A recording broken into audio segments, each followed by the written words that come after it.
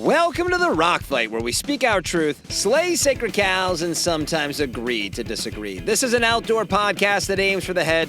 I'm Colin True, and today we're talking to the president of Black Diamond, Neil Fiske. But first, please subscribe and rate the Rock Fight wherever you're listening on any podcast app. Leave us that 5-star rating and press follow, folks. That really helps us out. If you like the Rock Fight, you definitely like Gear and Beer, so check out our other podcast on the Rock Fight Podcast Network. It's called Gear and Beer. You can find it on the app you're using right now. And lastly, we want to hear from you. Send us your feedback by sending an email to myrockfight@gmail.com or reaching out on the socials where we can be found as Rockfight Co. And all right, hey, let's start the show.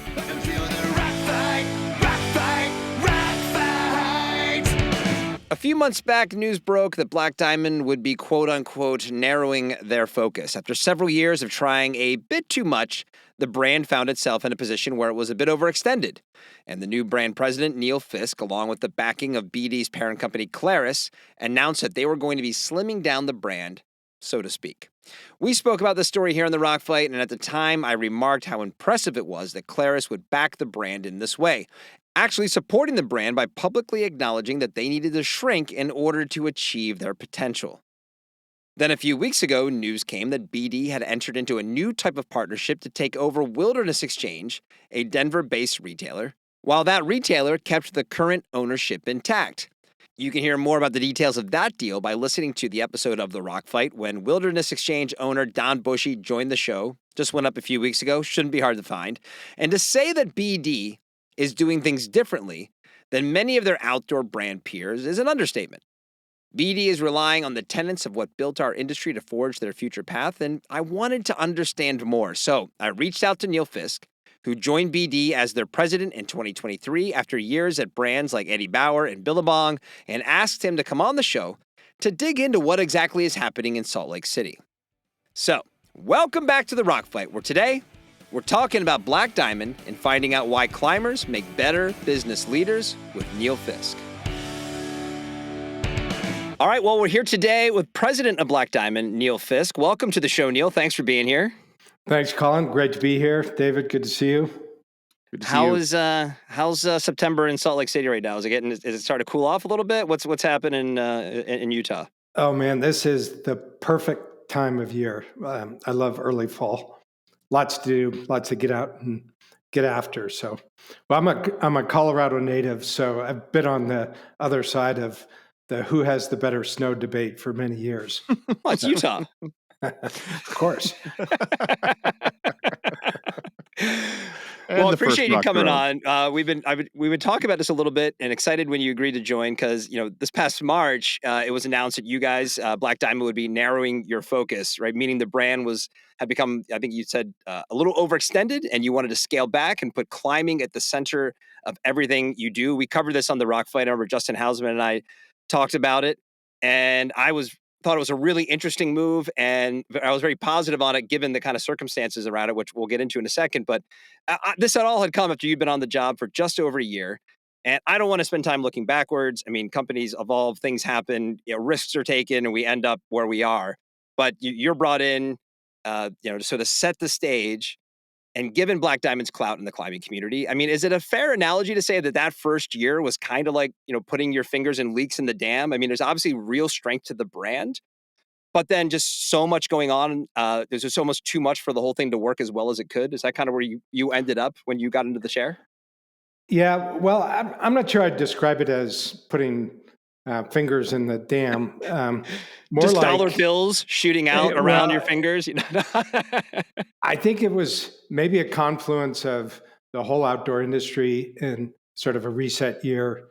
BD needing a bit of a reset, and so I would say the first year wasn't so much around tactics and managing through a difficult market as really fundamentally looking at what's the strategy for this amazing brand and how do we set it up for success? And it takes some time to get there. And one of the things I've done over my career is sort of refine the playbook, if you will, and think about how do you get the most out of a brand. And so I always have this sort of 7-part strategy for building brands and turning around companies. And I can describe it real quickly, but Love it. Yeah. there's an order and a logic to this that I try to follow pretty religiously. So the 7 parts are: number one, brand. Everything starts with brand, ends with brand, and in between is about the brand, and everything has to go through the brand filter. But then the brand sort of sets up the everything that follows in terms of the strategy. So product is next. What categories are you in? Are you not in? What are the defining characteristics of your assortment strategy that ladder back up to the brand position? Marketing's third. So what stories are you telling? How do you amplify? How does that bring the brand to life? Channel strategies fourth, which I'm sure we'll touch on today. And how do you sort of meet the consumer where they are seamlessly across all these emerging channels? Supply chain is fifth, because once you figure out what your brand stands for example, around sustainability, around your product focus, you really have to think through very carefully how that translates into all parts of the supply chain if you're going to execute on that strategy. And then out of those first 5, you sort of get a sense of, okay, what does this organization need to look like if we're going to execute on those first 5 things? And then the last piece, interestingly, is the financial outcome or the financial discipline. And so it's sort of interesting. You start with brand and you end with financial results. And I think there are a lot of companies, and maybe BD was a little bit guilty of this, of flipping that around, where you start with the financial goals and then try to back into what's the strategy and what's the brand. And sometimes it fits and sometimes it doesn't. And there was probably a period of time, like in a lot of companies, where you say, oh, Black Diamond's a great brand. We should be 500 million or we should be $1 billion. And let's work backwards from that instead of let's really listen to the brand and let's build out the brand to its fullest natural potential. And at the end of the day, the consumer is going to tell you how big it is. But if you try to force a financial outcome onto a brand, that's where I think you get sometimes over your skis or off the wrong track. And so part of your setup, I would agree with, which is I think there was a period of time where we were trying to manage to a financial outcome, trying to grow Black Diamond very quickly. We ended up doing a lot of things in pursuit of that big, hairy financial goal that somebody must have put out there at some point in time. And, we were just doing a lot of things and not doing all of them to the quality and the excellence that the brand deserves. And so from the brand came this whole idea of, okay, let's simplify. Let's get really back to the core of what BD is. And so kind of under the headline of number one, brand, it was respect the past, but shape the future. Because you don't want to be like stuck in the past. Right. But you have to drill into that a little bit and figure out, it's a little bit of brand archaeology. So that's what I was doing for the first 6 months, like really digging in, listening to the brand, listening to the consumers, pulling out those amazing founder stories that we have around Peter Metcalf. Mm-hmm. Those things are gold, man, because they give you the guiding principles that span the test of time. And man, if you just go back to those, it's a little bit like that. I think that scene in Jurassic Park where the first one where they drill into the amber to get to the mosquito, to get the DNA. And out of the DNA, they build these dinosaurs. It's kind of what I don't want to pander to my through. guest or our guest too much, but like you're just speaking my language. I mean, this was something that I think the outdoor industry, I don't want to say it's unique. I'm not saying, I don't want to suggest that it doesn't exist in other categories, but like the authenticity, the heritage, the passion, all these things are what made so many of these companies succeed in the first place. And to your point, I think when you do look around, and we'll get into it, especially when we talk, I think, about the sustainability conversation and some other things, it becomes driven by, the bottom line, which is not to say that's not important. Clearly that's important. It doesn't belittle that.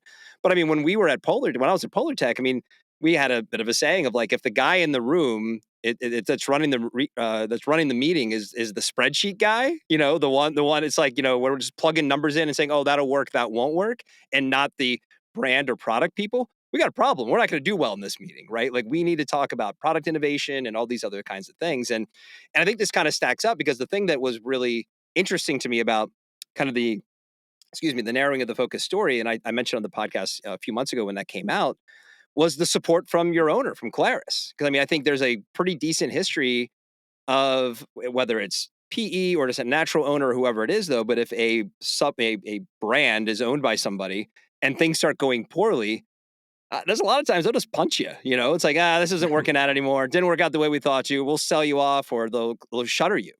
And so the fact that the part of the thing that I read in that story was like, hey, this is with the support of our owner, who's, and if you drill down to the most basic thing, kind of saying like, hey, we're okay maybe taking less money to do the right thing for this brand, at least in the short term. So how supportive was Claris in the decision to kind of go down this road? I mean, and as you learned in that first year, what needed to be done here? Yeah, I think it's a great call, Colin, because none of this happens without the support of the chairman, the executive team, the board. And they were great. I think they were every step of the way along with the journey. Hopefully, because we approached it quite methodically and said, coming into Black Diamond, I said, okay, here's the 7-part strategy. This is the playbook we're going to follow. And let's stick to it and see where it gets us.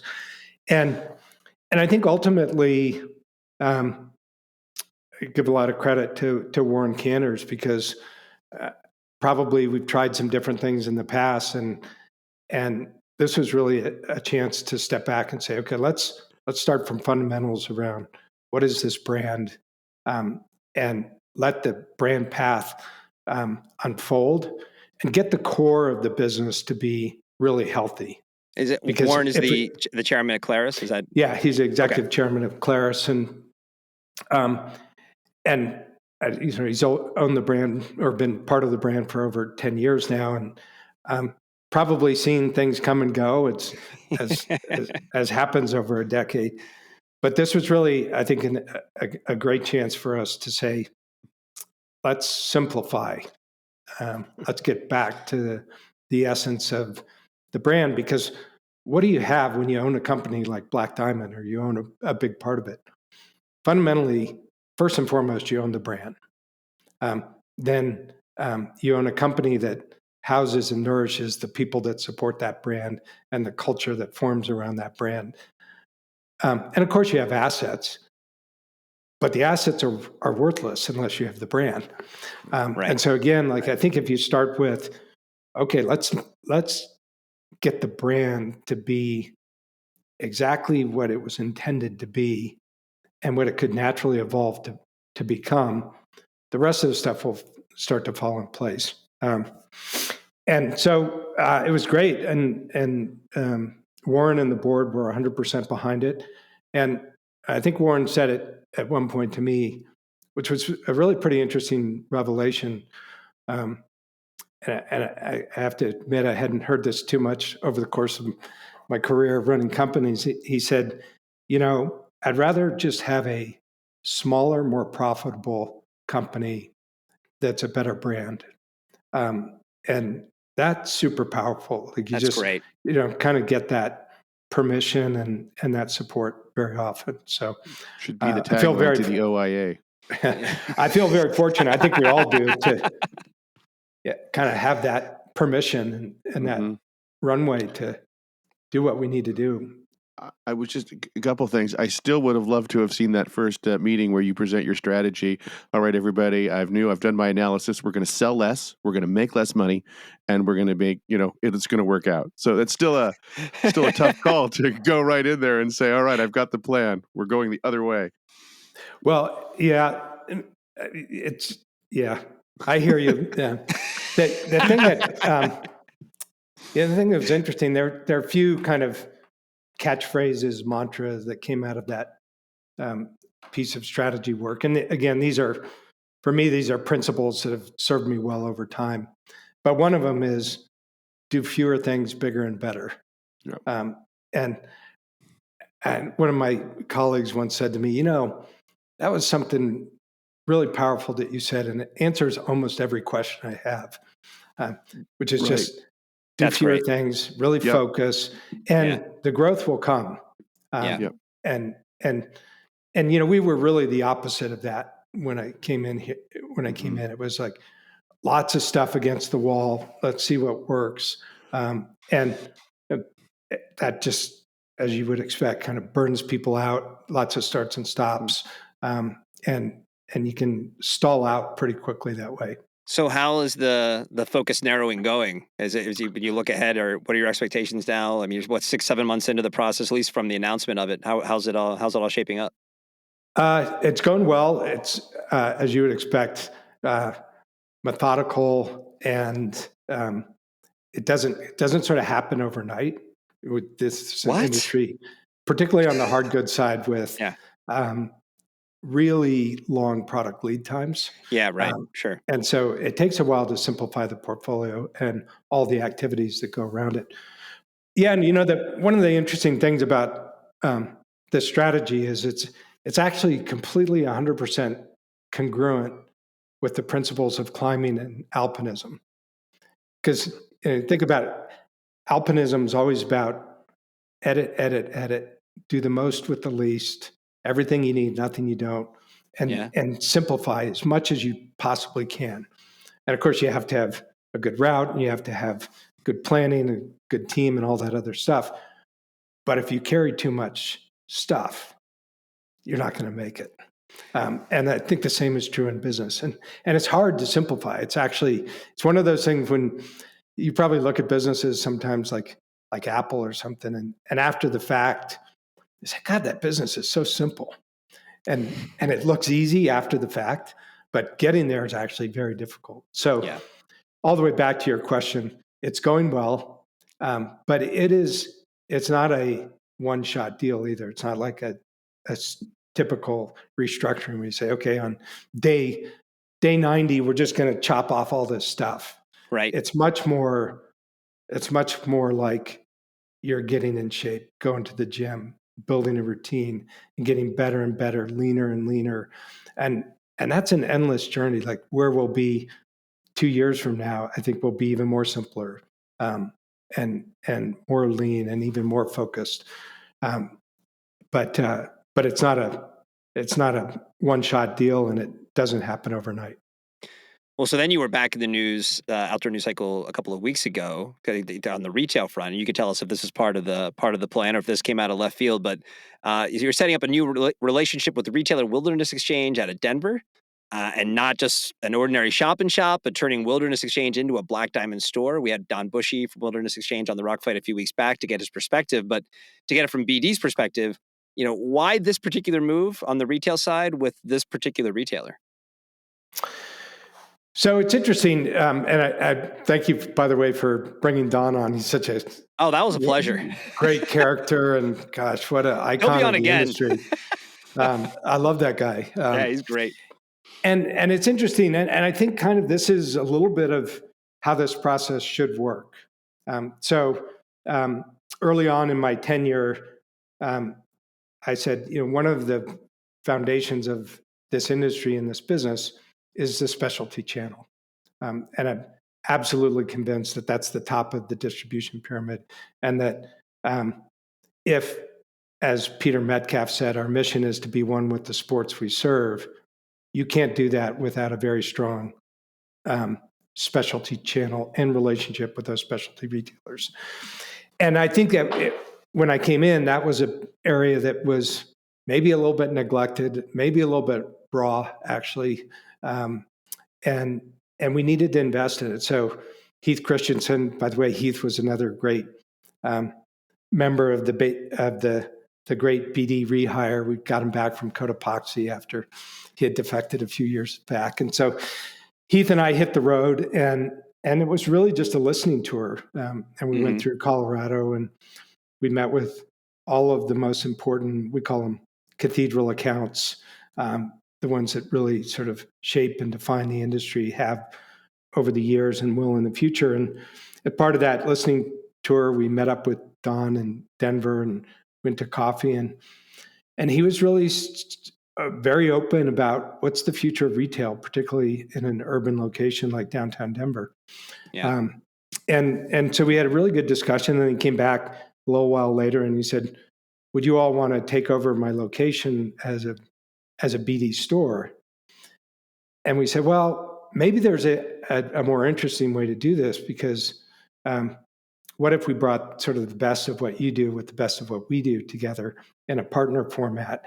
And we're not, our agenda isn't to go build out 200 monobrand stores. We want to have a few, and we can talk about that if you want. But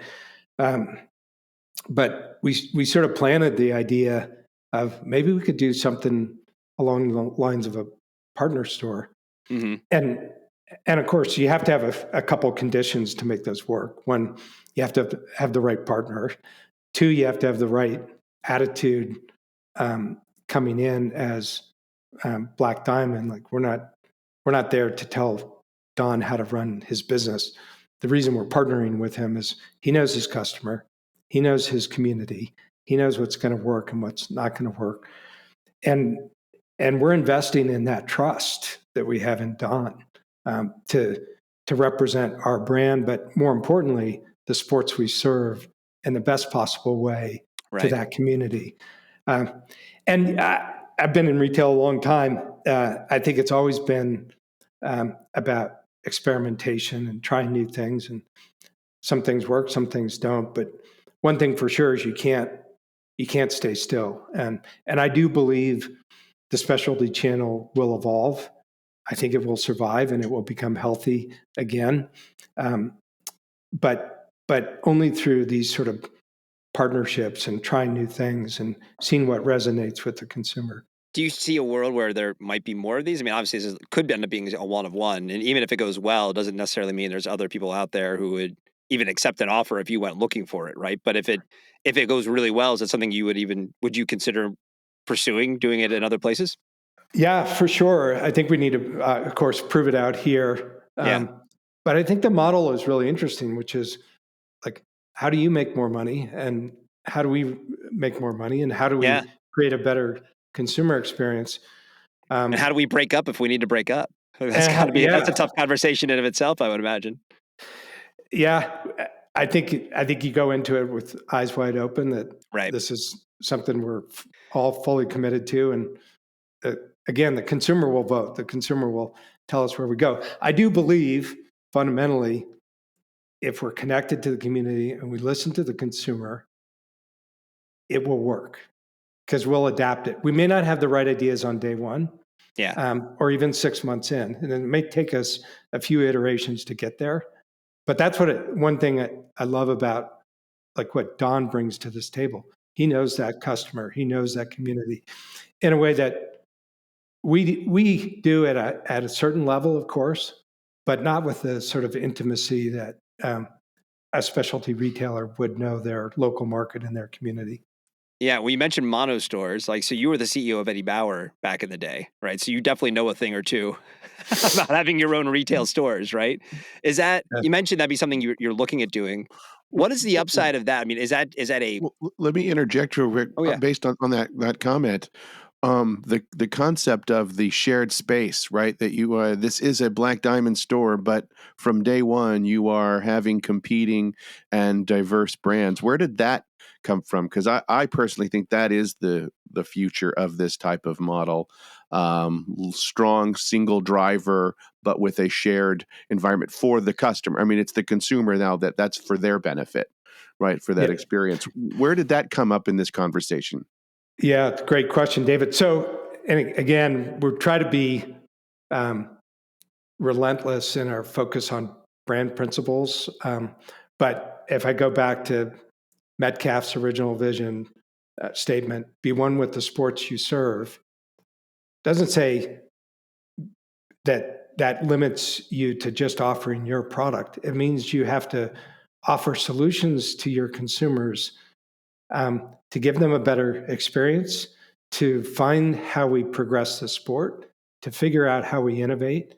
It doesn't mean we have to do all of that. We're going to sell, they'll sell Petzl Grigri in there, because not It's a right climbing now shop, anyway. right? We don't have that, and so Yeah. we have belay devices, but we don't have something like that. And so, Right. if you want to be one with the sports you serve, put the consumer and the advancement of those sports at the center of everything you do, then it just makes sense to pull together those complementary brands. In some cases, yeah, they're competitors, but at the end of the day, if we do this right, the sport will grow, the industry will grow, we'll all be better off, and BD will be a better competitor because we're going to learn from those people that we're side by side with, Right.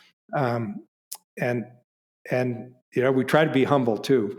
Like, we have a lot to learn always, and so whatever we can learn from being in a format like this, from our competitors, from doing business in a different way, I think will be good for the industry and good for Black Diamond.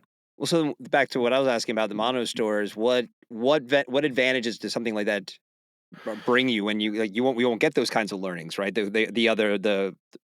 mean, you could, I guess, become a vendor for a retailer for other brands if you wanted to, but the history says that typically, people open a store, they stock it with their stuff, and you should go buy BD stuff at the BD store, right? So what is the advantage, especially with the experience you had at Eddie Bauer?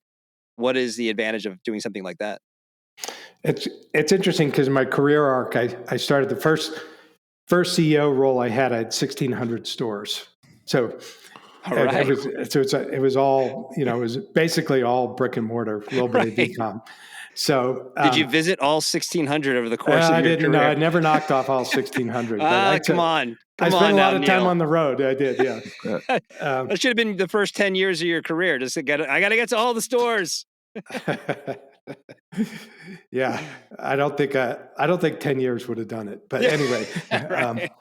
that's a lot of stores. But anyway, so I do have a love of retail, and an appreciation for it. It is a little bit in my blood, but kind of in the whole, I guess, arc of my career now, for an omni-channel brand like Black Diamond, again, I go back to brand principles, and it's meet the consumer where they are, how they want to shop, and figure that out.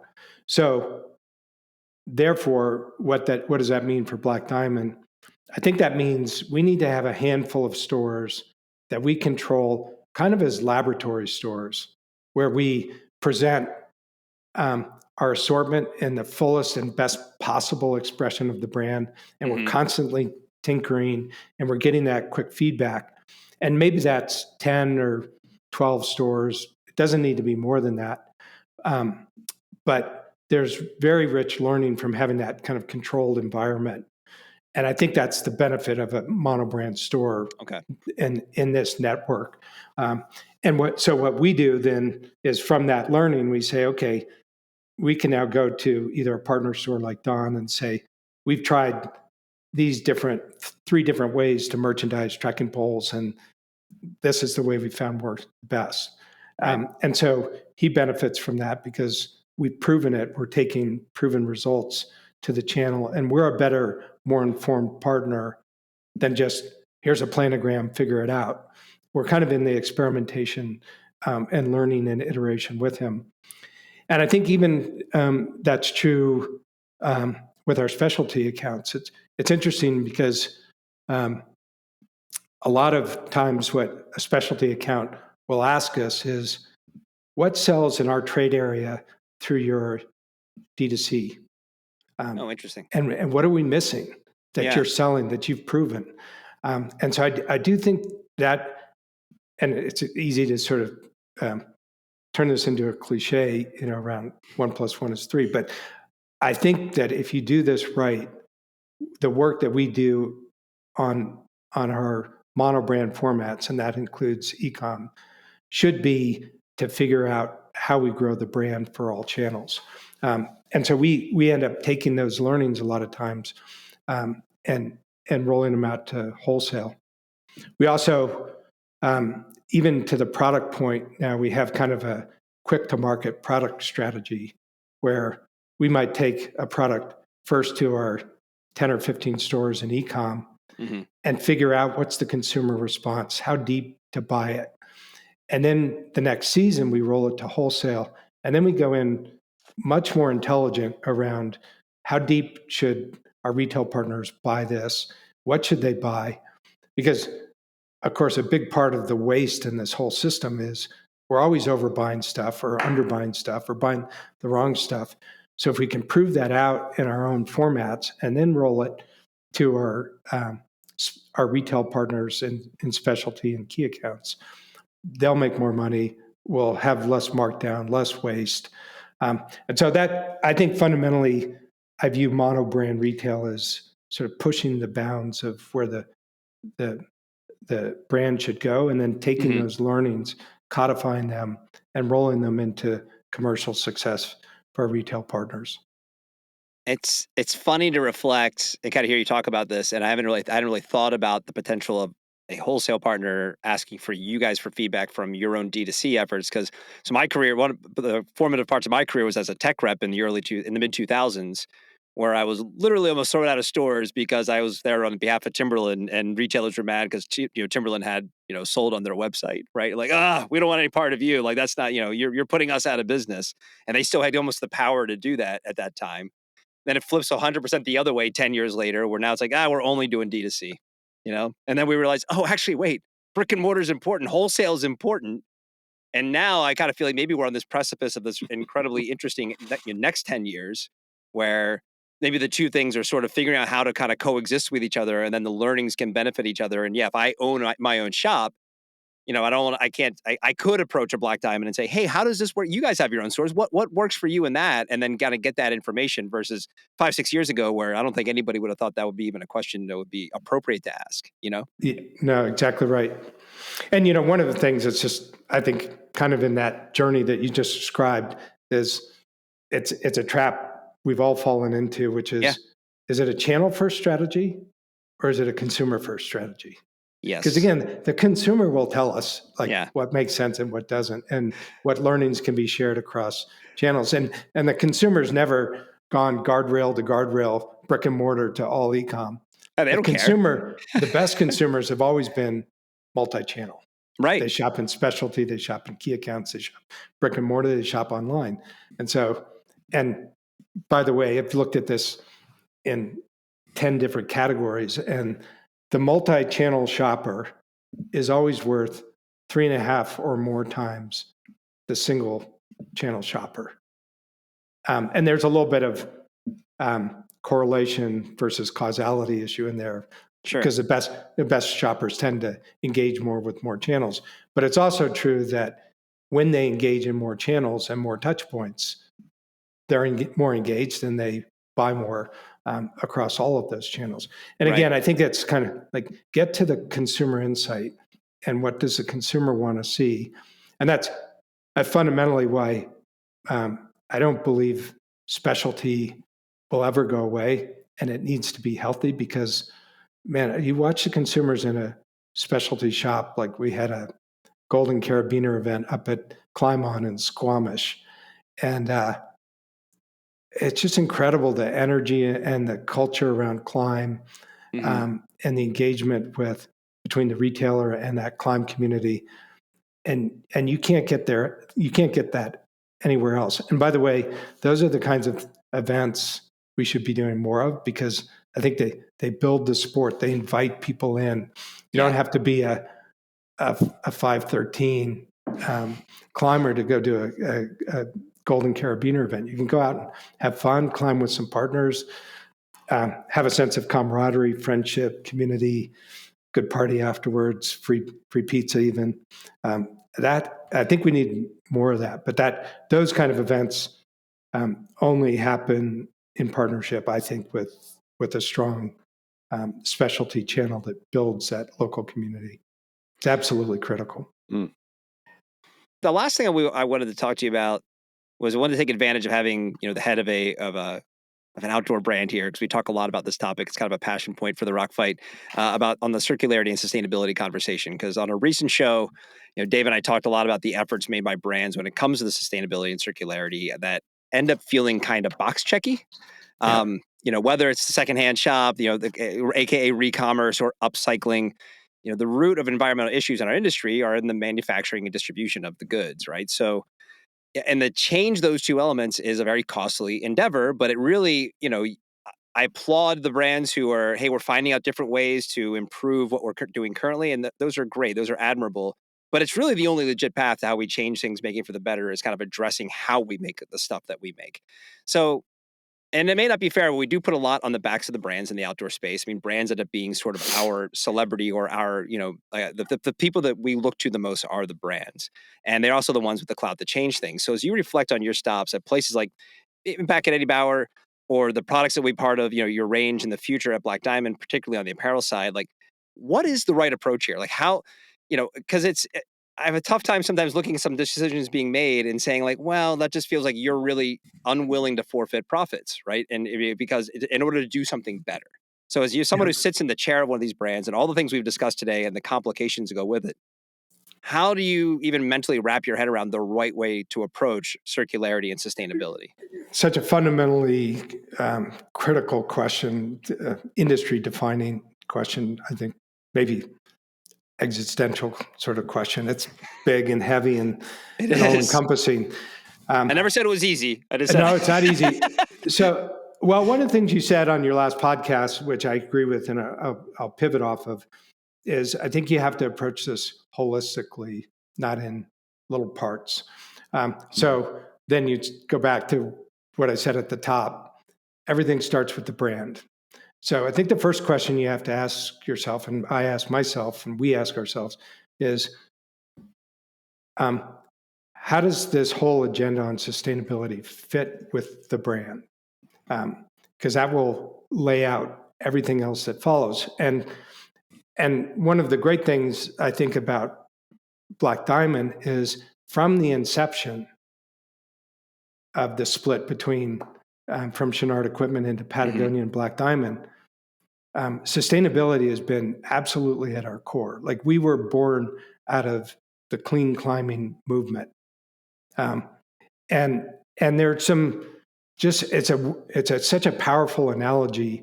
Again, clean climbing, that's what defined us. We made pitons, but then we decided, well, actually making pitons isn't the best thing. Let's create things like camelots and stoppers.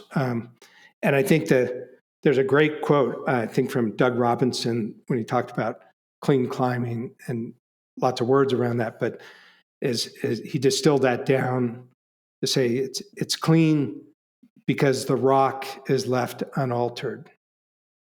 So when we kind of do that brand archaeology into clean climbing and then blow that up into what does that mean for the brand, we take that analogy and pull it all the way through the brand, and we kind of extend that and say, well, it's clean not just because the rock is left unaltered, but because the planet is left unaltered.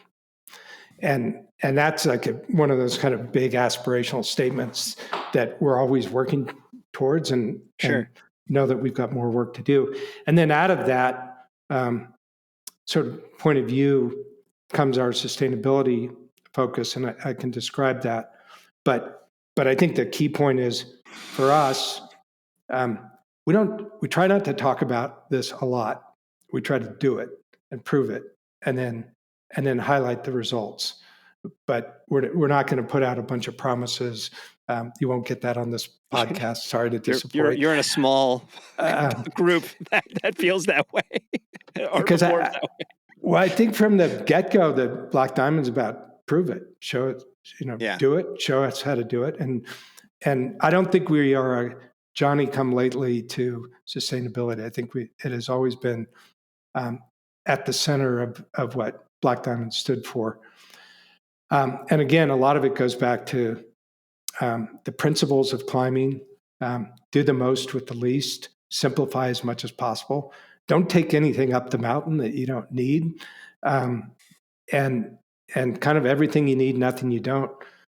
Those principles of climbing are incredibly powerful for circularity. So if we do that in our practice, in our sports, then how do we do that in our day-to-day? And I think for us, kind of comes down to 5 areas that we're focused on. I'm sure everybody's got their own agenda, but it's number one, carbon footprint. And because I think you kind of lots of metrics of sustainability, but for me, the planet's heating up and the cause is greenhouse gases. And if we don't reverse that, very bad things are going to happen. It's that simple. So let's get maniacally focused on the single biggest lever we have to reduce global warming and the climate crisis, and that's carbon emissions. And so a lot of things then sort of ladder up to that. So we're on the path to be 50% fewer carbon emissions by 2030, with offsets to be carbon neutral by 2030. But to your point, when we map the carbon footprint of Black Diamond, 90% of it's with our vendors, right?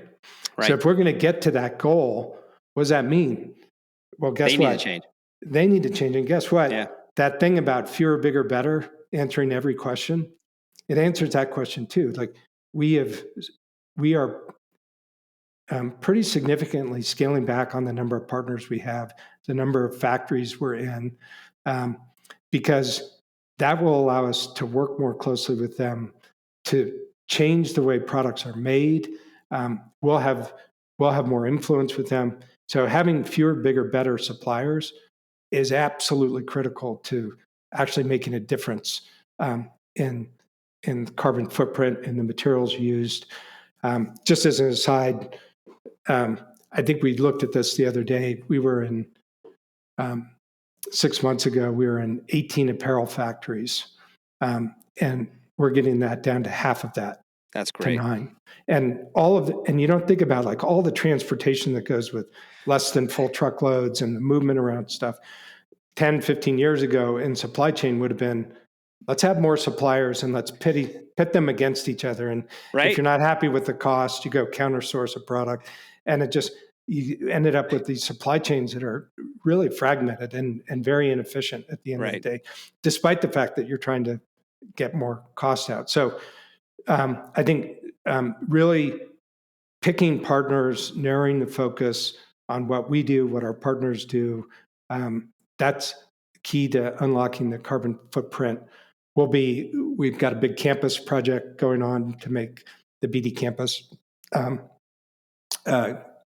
carbon neutral and energy independent. More to come on that. But that carbon footprint's number one, and recognizing that 90% of that is how we work with our suppliers and reconfigure the supply chain. Number two, for us, preferred materials. And that's, again, holding ourselves accountable to how much of our product is either recycled or earth-friendly. And so we've got metrics around that, goals we want to be at by 2030. And on earth-friendly, like all of our cotton is organic. But now we're saying organic's not enough.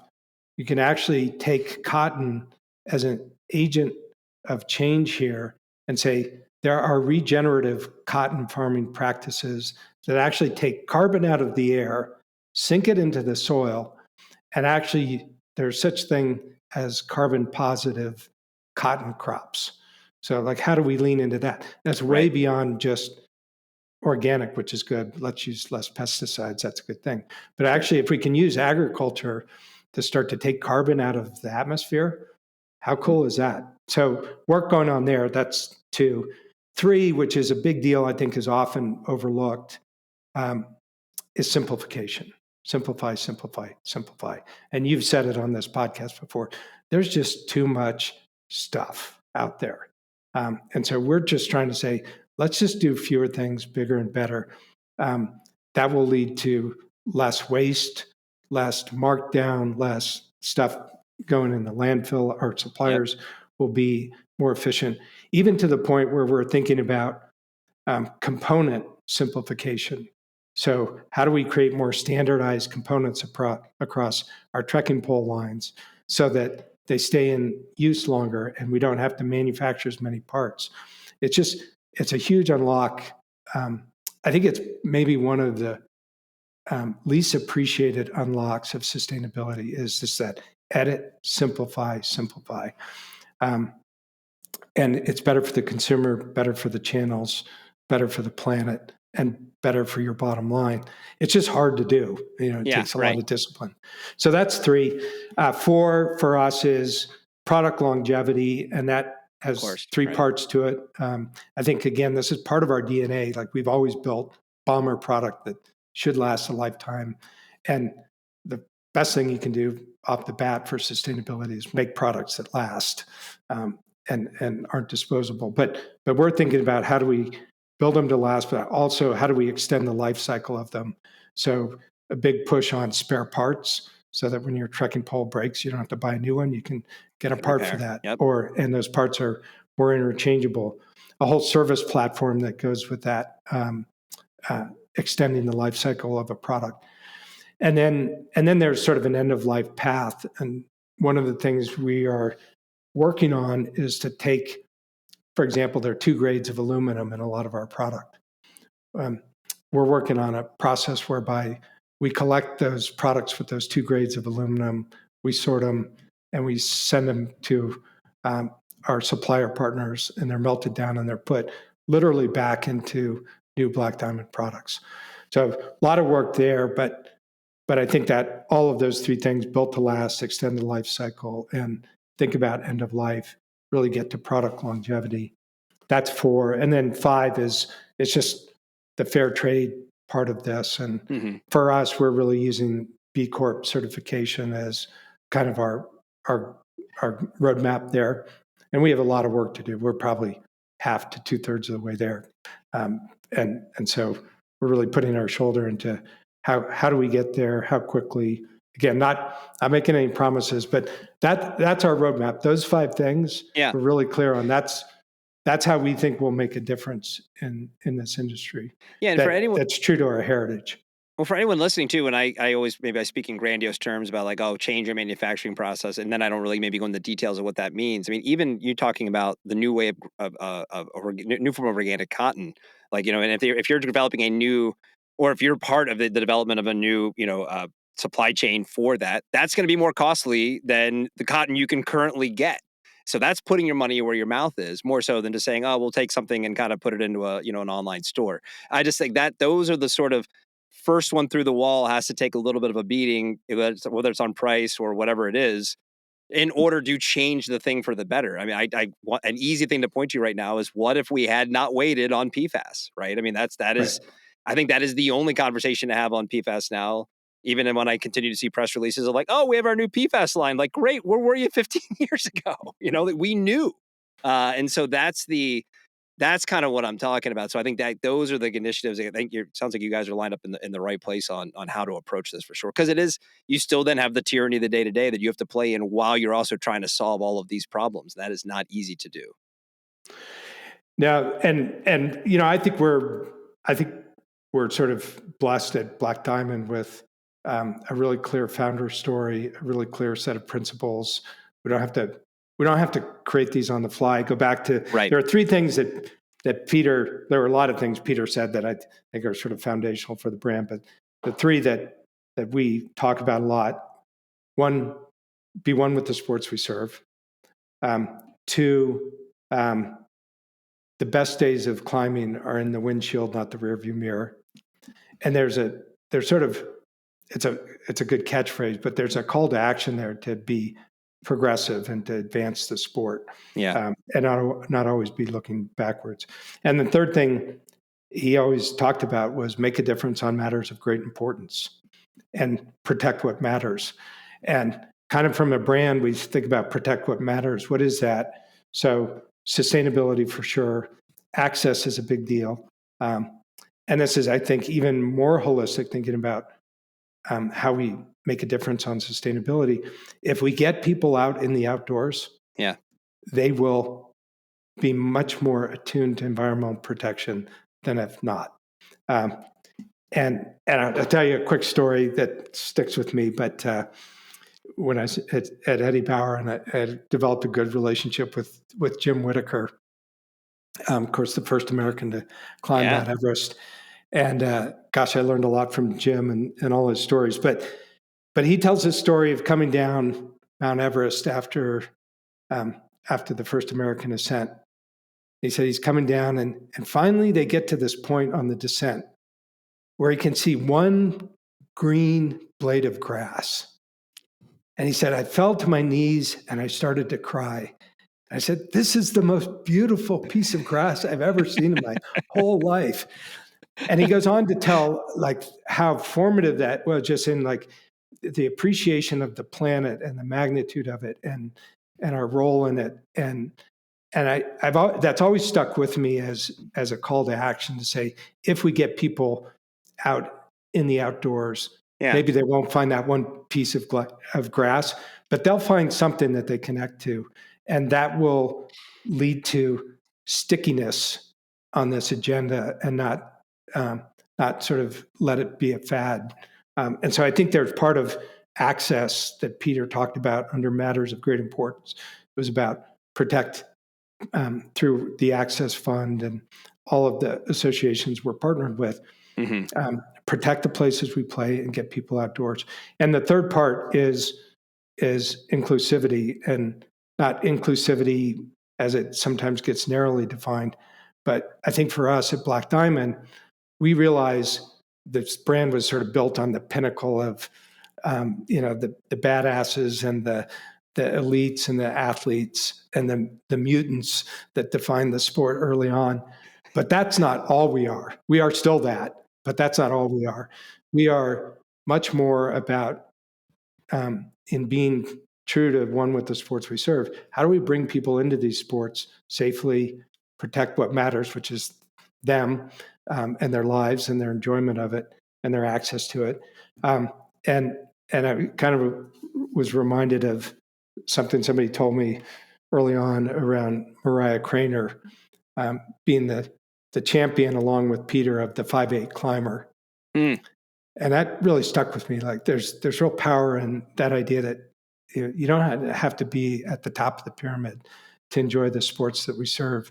And if we can take that broader view of let's just get people out into the outdoors, into our sports, they will in turn become a more activist global community that in turn will support all of these agenda points that we're all after. Because it takes that sort of course, broad-based grassroots engagement to make things happen. Unless it's pickleball, then it doesn't count, and you can't be part of the community. No, but hey, we've kept you past time. We had a few more things, but we'll save them for next time. Neil, really appreciate you coming on. Yeah. By the way, I can make one promise, which is pickleball is not one of the sports we say. There's no press release coming. No. So we're narrowing, except here we're safe. Going big. Yeah, we're going big. Because you saved me from having to do another fake news story about that. So thank you for that definitive statement. Neil, thank you so much for joining us. Really, really appreciate you making the time, and I hope to have you on again soon. Thank you. Take care. All right, that's the show for today. Big thanks to my guest, Neil Fiske, to the brands and retailers listening to The Rock Fight. I want to hear from you. Send your feedback on this episode to myrockfight@gmail.com. Actually, I want to hear from all of you, not just the brands and the retailers, but I'm kind of curious. Any brands and retailers out there, what do you think about what Neil had to say? Our producer today was producer Dave Karstad. Art direction provided by Sarah Fishnet Skensert. I'm Colin True. Thanks for listening, and here to take us out is the man with the plan. It's Chris DeMakes, and he's going to sing the Rock Fight song right now. We'll see you next time, Rock Fighters. Rock Fight!